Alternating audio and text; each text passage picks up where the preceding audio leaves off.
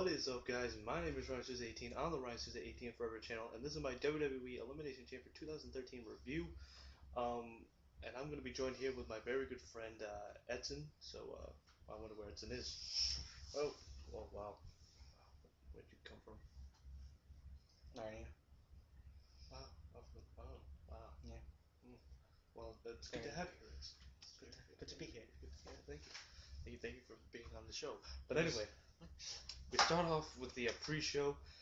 We have Brodus and Tensai, the Monsters of Funk, going up against Team Rhodes Scholars. Pretty much we have the Monsters of Funk pulling off with the victory against Team Rhodes Scholars, so that's pretty much what I have to say about that match. Then we have is the World Heavyweight Championship match between Alberto Del Rio versus the Big Show. Del Rio with his nice red tights, kind of a Mexico colors, you know what I'm saying? Very nice. Representing. Yeah, very presenting. Very to the Mexican heritage. Stands out. Very stands out, yes. So Del Rio pretty much takes control of the match. Big Show had his moments in the match, but Del Rio tries 3 times to hit the cross arm breaker on the Big Show, and the 3rd time he executes and causes the Big Show to tap out. So we have Alberto Del Rio retaining his World Heavyweight Championship, and he will face the winner of the #1 Contenders Elimination Chamber match, whoever the winner would be. Then we have the U.S. title match. We have Antonio Cesaro going one-on-one against The Miz. Antonio Cesaro and The Miz, I didn't really see the outcome of the match, so I can't really say who won, but pretty much Antonio Cesaro pulls out with a victory on The Miz, and The Miz knees Antonio Cesaro in the balls. By the way, knees to balls was actually trending on worldwide on Twitter. Did you know that? I did not. Yeah. It was pretty. Yeah, it's very interesting. Yeah. Straight. So hashtag knees to balls, if you guys want to trend that. Todogonets. Yeah. The Hueblos. The Hueblos, yes. The Hueblos.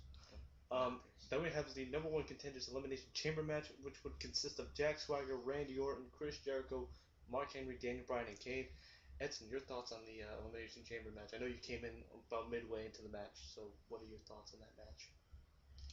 Very nice match. I was actually going for Chris Jericho, because he's one of my favorites. It was a very good match, though. Nice counter by Randy Orton. Very nice counter. And then Jack Swagger, that little dick. Where does he come from? Yeah. So pretty much in the match, you start off with Y2J, Daniel Bryan start off the match. Jack Swagger would later come in, and then Kane, Randy Orton, and then Mark Henry. Kane would get eliminated by Mark Henry with the World's Strongest Slam. Daniel Bryan also would get eliminated by the World's Strongest Slam. Mark Henry actually gets big booted, code breaker, then an RKO from all 3 participants that were still in the ring. So Mark Henry would be eliminated, comes back and actually World's Strongest Slams all 3 of the participants left in the chamber match, which would be Randy Orton, Jack Swagger, and Y2J. We have Randy Orton hitting the RKO on Y2J, and then out of nowhere, we have Jack Swagger going up with the roll-up and winning the Elimination Chamber match to go one-on-one with Alberto Del Rio at WrestleMania. What are your thoughts on that? Speechless. I was very speechless. I mean, I told you during the match, my 2 predictions, went straight through the tube. I thought it was either going to be Randy Orton or Chris Jericho, and neither of them won. So to the tube. Just right down through the tube. Then we have is the Team All-Stars, as they call them, which would consist of John Cena, Sheamus, and Ryback versus The Shield. We have Sheamus actually being speared through the barricade. What were your thoughts on that? That was a pretty brutal. He did not see that coming. Yeah, he did not see that coming. That barricade was destroyed. Lillian Garcia almost fell off her chair. She had like a heart attack. I would too. I mean, when you see these 2 200-pound guys, I mean, just going right through a barricade. But anyway, we have John Cena hitting AA on Dean Ambrose. Ryback was actually setting up for Shell Shock on Seth Rollins, while out of nowhere, Roman Reigns hits a spear on Ryback, causing Seth Rollins to go for the pin, and the Shield beat Team All-Stars. Your thoughts on that? I still don't think Shield should have won. John Cena's a dumbass, though. He's a real dumbass. He just sat there and let it happen. He could have stopped the pin, but no.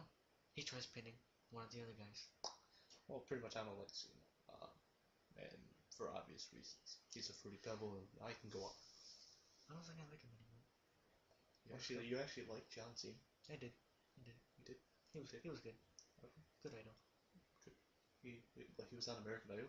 No, good idol. Oh, Idol. Okay. Okay. Then we have his Dolph Ziggler promo in which he says that, well, I'm Mr. Money in the Bank and I'm not even on the card. Complains about it. So Booker T out of nowhere comes out and says that, well, I have someone that can match your talents, and it will be Dolph Ziggler versus Kofi Kingston. Pretty good match. Kofi Kingston hits the Trouble in Paradise out of nowhere, the 2 count, but Biggie Langston pulls Dolph Ziggler out, and yeah, that was pretty disturbing. Biggie Langston. I thought the E stands for his bra size. I mean, in my opinion, he's just mad that his thing knockers are too big. Yeah, pretty much. Probably like can't even look down to see his own. His own strudel, if you want to pronounce that. We're trying to keep it PG here. We don't want to say that word. I don't go PG. But did you see Kofi Kingston's new tattoos? Yeah, I didn't realize until you saw me how. They were very nice tattoos. Yeah.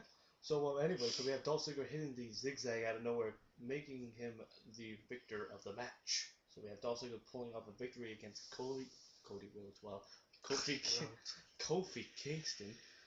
Then we have the backstage segment with Brodus Clay and Tensai. Brodus Clay is playing with his power slammers, calling his action figure the little Brody.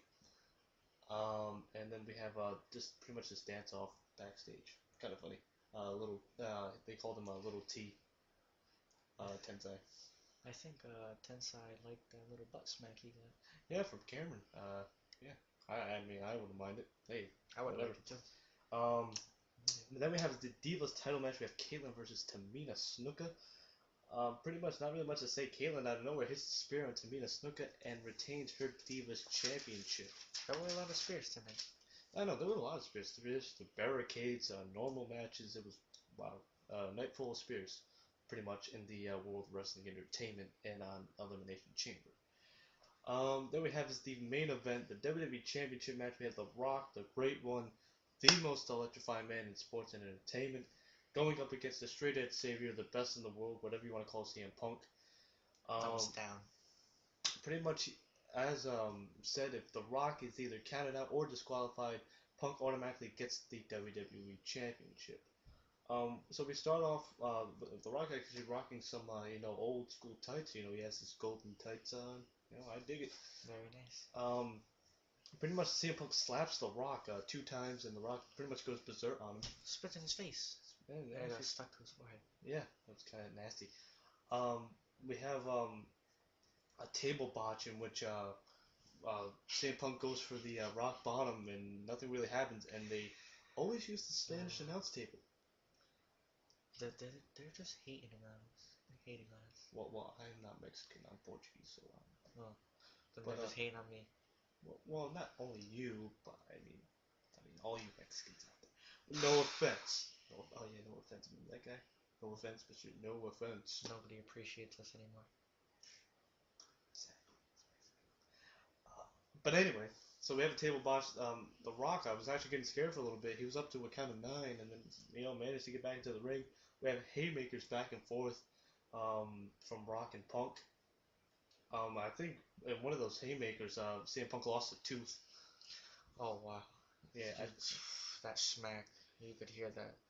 That was pretty brutal. So yeah, and then we have the rock bottom out of nowhere, only to be a 2 count, and then the referee actually gets knocked out. A new referee comes in, gets his ankle hurt, and then we have the Rock almost getting hit with the WWE Championship, but dodges it, and CM Punk hits Paul Heyman with it, and then we have the Rock bottom on CM Punk once again. And The Rock is still WWE Champion and will face John Cena for the second time at WrestleMania. So it won't be once in a lifetime, it'll be twice in a lifetime. Rock versus Cena? 2. Rock versus Cena, 2. Yeah. So, pretty much this is my WWE Elimination Chamber 2013 review. Thank you, Edson, for being on the show today. I love your glasses. Love the Superman glasses. Thank you. Even though you stole them from me, but it's okay. I did not. Yes, you did. No way, I found them. What do you mean? Well, they were just lying there. You mean they're in line? They're in my house. This is your house? Yeah, you don't live here. Oh. You're sleeping over, but it doesn't mean you live. I'm in the wrong place then. You're not in the wrong. You're in the right place. You're in my place. Don't lie to me. I am not lying to you. I am doing the heart to heart. I'm going back to Narnia. No, well, you can go back to Narnia. I'm going back to Hogwarts. And that's pretty much our Elimination Chamber review. Again, that's hopefully you make it back home, whatever you want to go back to Narnia. But anyway, this has been our Elimination Chamber 2013 review. I'm Rise18. This is Edson. We're out. Peace. Deuce. Thank you guys for checking out that last video. Don't forget to subscribe to my Facebook page, and my Twitter page is down below where you guys can like me and follow me. And prepare to be electrified with another video coming soon.